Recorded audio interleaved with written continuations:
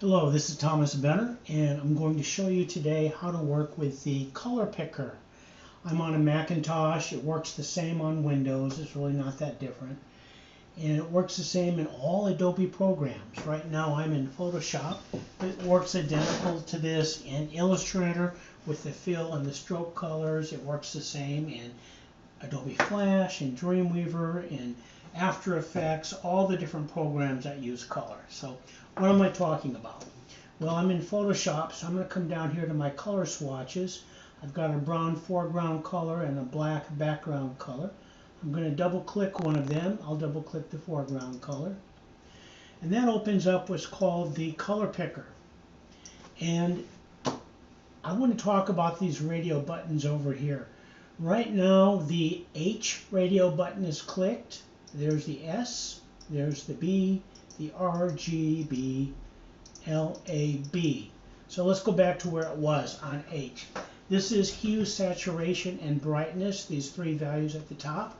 Hue is clicked. That means I'm seeing hue in the thin strip right here to the right. I'm seeing all the colors on the color wheel, all the hues. Saturation goes from left to right. So on the left, all these values are 0 saturation. On the right, all these values are 100% saturation. Brightness goes from 0 at the bottom. All these colors at the bottom are 0 brightness. Any color on a computer at 0 brightness will always appear black. And 100% brightness is all the way across the top. So, for example, up here in the far left corner, I have 100% brightness and 0 saturation. In the upper right corner, I have 100% brightness, 100% saturation. Now let's click to a different mode. Anyway, let's click on saturation. Right now in the thin strip, I'm seeing saturation. This is 0 saturation at the bottom, 100% saturation at the top. You can drag your sliders up and down. 100%, 0 saturation. Over here, I'm seeing hue from left to right, all of the colors on the color wheel, and I'm seeing brightness from bottom to top. This is 0% brightness at the bottom. Again, any color on a computer at 0 brightness will appear to be black, and this is 100% brightness at the top. Finally, I'm going to click on the brightness, and now in this thin strip, I'm seeing different brightness values. This is really useful for doing web design when I have a basic color palette, but I want to use different brightness values of the same color. So I can change to a darker brightness until I get to 0, and all colors at 0 brightness appear to be black, and there's 100% brightness. Over here in the big rectangle, I'm seeing all the hue colors from left to right, all the colors on the color wheel, and I'm seeing saturation from bottom to top. All the colors at the bottom are 0 saturation, all the colors at the top are 100% saturation. So how do you work with this?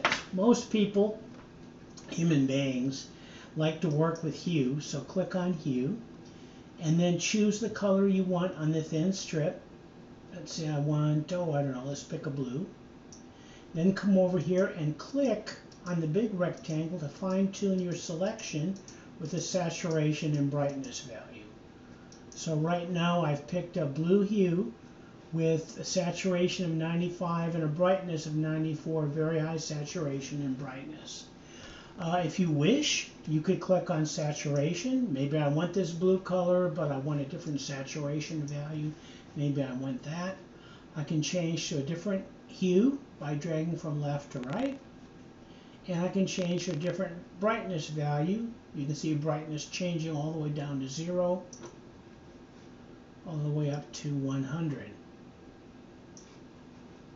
So, of course, brightness works the same way. When you choose the brightness radio button, you always make your selection first on this thin strip. So let's choose a brightness value we want. Let's say I want that one. Then choose a hue value, and then choose a saturation. Maybe I want this extremely saturated. So that's how you work with the color picker. It works the same Mac and Windows, and in all Adobe software It's identical. It works. This is coming from the operating system, and Mac and Windows does the same thing. If you want, you can experiment with RGB. There's red on the thin strip, green and blue over here. One of my favorite modes is LAB mode. This is lab. L is the lightness channel, A and B are color channels. So I'm going to click on the L. I'm seeing the lightness channel here, and I can fine tune it by choosing an A and B color value over here. So most people will work with HSB, hue, saturation, and brightness. They'll select the hue radio button.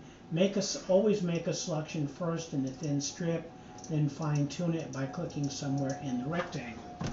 When you're done, click OK, and there you can see I've set my foreground color in Photoshop. So that's working with the color picker in all Adobe software, Mac and Windows.